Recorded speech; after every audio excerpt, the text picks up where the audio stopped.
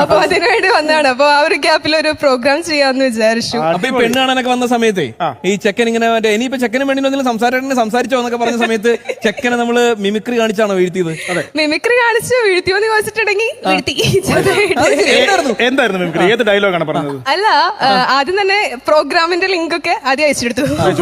എന്നിട്ട് പറഞ്ഞു ഇതൊക്കെ പ്രോഗ്രാമാണ്. അതെ.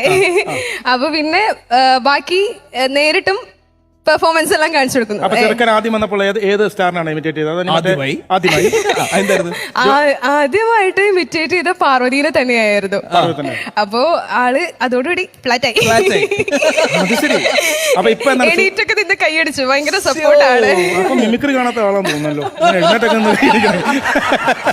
പിന്നെ അതിനുശേഷം എങ്ങനെയായിരുന്നു നിങ്ങൾ ഈ പറയുന്ന പോലെ സംസാരിച്ചു? അപ്പൊ ആൾക്ക് കലാപരമായിട്ടുള്ള കാര്യങ്ങളൊക്കെ ഭയങ്കര ഇഷ്ടമാണ്. ഭയങ്കര സപ്പോർട്ട് ചെയ്യുന്ന ആളാണ്.